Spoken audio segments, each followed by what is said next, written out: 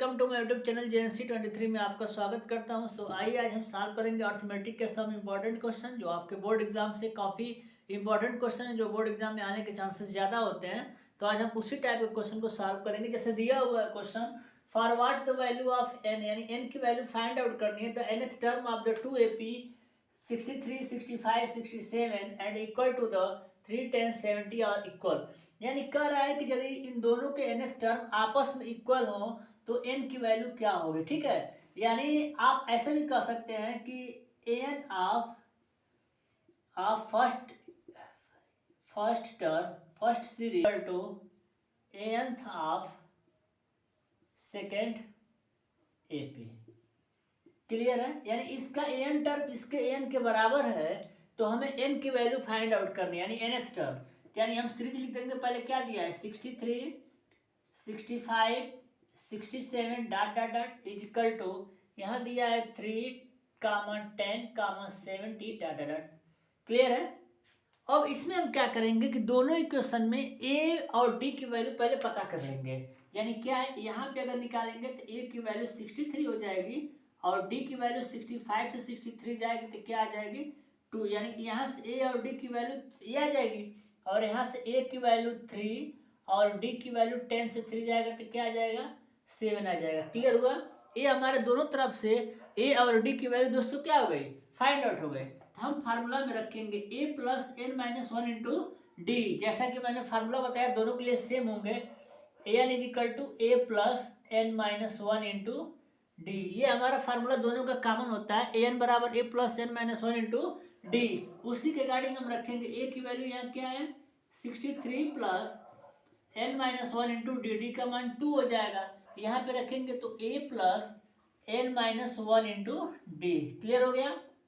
यहाँ मल्टीप्लाई करा देंगे 63 plus 2n minus 2 is equal to 3 plus 7n minus 7। यहाँ क्या हो जाएगा 63 से n जाएगा तो 61 plus 2n is equal to 7n minus 4। Clear है। यहाँ तक आपको लाइनिंग समझ में आ रही है। जस्ट इसके बाद हम क्या करेंगे, इस नेगेटिव को इस साइड लेके आएंगे, प्लस हो जाएगा 2n से राइट ले जाएंगे तो यहाँ हो जाएगा 61 plus 4 is equal to 7n minus 2n। Clear हो गया।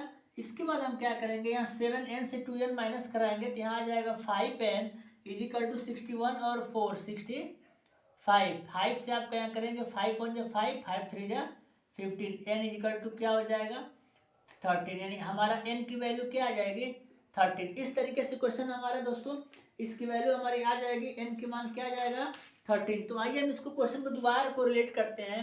जैसे कह रहा है कि for what value of n the nth term of the 2AP series, मतलब 2 AP सीरीज दी गई हैं, अगर इनका nth टर्म अगर इक्वल है तो हमें n की वैल्यू फाइंड आउट करनी है। तो हम लिख देंगे n term of first AP, n term of second AP series. यानी ये फर्स्ट आपका सीरीज है और सेकेंड है। यहाँ से a की वैल्यू 63 और d का वैल्यू 65 से 63 कटाएंगे तो 2 आ जाएगा। वैसे यहाँ पे a का मान 3 है, d का मान 7 है। यानी फार्मूला होता है an बराबर a plus n minus 1 into D. उसी के आधार पे हम रखेंगे a plus n minus 1 into D. D का मान 2, a का मान 63 और यहाँ पे क्या है a का मान 3 और d का मान 7।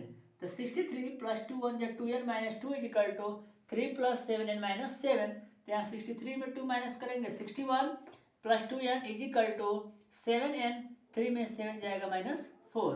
ये निगेटिव राइट आएगा तो प्लस हो जाएगा, ये लेफ्ट जाएगा तो निगेटिव हो जाएगा।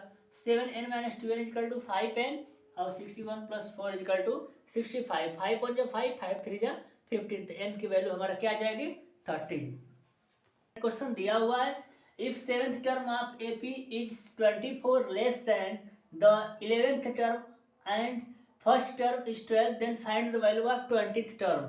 इसमें देखिए हमारे क्वेश्चन में क्या दिया हुआ है। क्वेश्चन हमारा दिया हुआ है कि जो 11th टर्म है, क्या बोलते हैं, जो 11th टर्म है उसकी जो वैल्यू है कहाँ है, क्या बोलते हैं, सॉरी, इसमें दिया हुआ है कि seventh term of 24 less then 11th term. मतलब कह रहा है कि जो हमारा सेवेंथ टर्म है वो 11th टर्म से कितना कम है 24। 24 क्या है कम है। यहाँ डायरेक्ट हम लिखेंगे let a be first term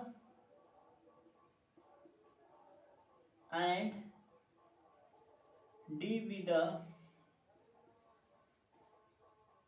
common difference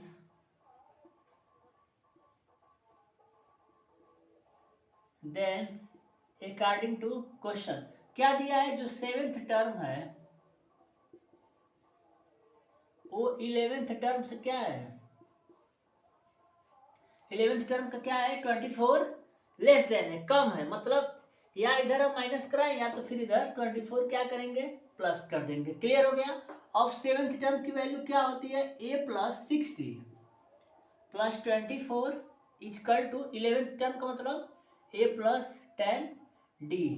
clear है ना। अब यहाँ a का फर्स्ट टर्म क्या दिया है 12 दिया है, d का वैल्यू पूछा है, या तो 12 आप रख दीजिए या फिर इस वैल्यू को कैंसिल करा दीजिए। ये आपका 60 राइट चला जाएगा, तो यहाँ हो जाएगा 24 इक्वल टू 10d माइनस 60। तो 10 में 6 जाएगा तो आपका क्या आ जाएगा 4d इक्वल टू 24। तो हमारा क्या हो जाएगा d की वैल्यू 4 6 जा 24, यानी d की वैल्यू क्या आ जाएगी 6, यानी हमारा कॉमन डिफरेंस क्या आ जाएगा 6 आ जाएगा। इस तरीके से हमारा वैल्यू फाइंड आउट होगा। आइए दोबारा देखते हैं। दिया हुआ seventh term of AP is 24 less than the 11th term and find the first 20th term. क्या पूछा है 20th टर्म, यहाँ से हमारा क्या पूछा है 20 टर्म पूछा है ना। तो अब देखिए यहाँ पे क्या हो गया, अब d का वैल्यू 6 आ जाएगा, a का वैल्यू क्या दिया है 12 दिया हुआ है। क्लियर है ना। तो हमें क्या पूछा है 20th टर्म, तो यहाँ लिखेंगे आप 20th term is equal to a plus 19d, a plus 19d 19d। तो a का वैल्यू क्या है यहाँ पे 12 है प्लस 19d यानी 19 मल्टीप्लाई या 6 जाएगा 12 प्लस 6 9 या 54 और 11 तो यहाँ प्लस करेंगे 126। तो इस तरीके से हमारा 19 टर्म क्या आ जाएगा 126। हमें करना कुछ नहीं था, डायरेक्ट हमारा कह रहा है सेवेंथ टर्म जो है 24 कम है किससे 11th टर्म से, तो यही 24 आपका प्लस कर देंगे, सेवेंथ मतलब a plus 60 24 equal to a plus 10d यानी 11 10 हो जाएगा, a से कैंसिल करेगा 60 इधर आएगा तो 4d हो जाएगा, 4d इक्वल टू 24 4 6 जा 24, d की वैल्यू 6 आ जाएगी, यानी d का वैल्यू 6 a का वैल्यू 12 दिया हुआ है, तो 20th term equal to a plus 19d यानी 90d, d का मान क्या दिया हुआ 6, तो 19 छके आपका 140 होता है और 12 प्लस 140 इक्वल टू 126। इस तरीके से दोस्तों हमारा क्वेश्चन ये सॉल्व होता है। दोस्तों हमको मेन टारगेट है कि आपको ज़्यादा से ज़्यादा इंपॉर्टेंट प्रैक्टिस सीरीज प्रोवाइड कर सके ताकि आपको एग्जाम को कम टाइम में इंपॉर्टेंट क्वेश्चन मिल सके। आपको नेक्स्ट हमारा वीडियो जो आएगा इससे काफ़ी इंपॉर्टेंट होगा, जो अर्थमेटिक प्रोग्रेशन का लास्ट वीडियो होगा।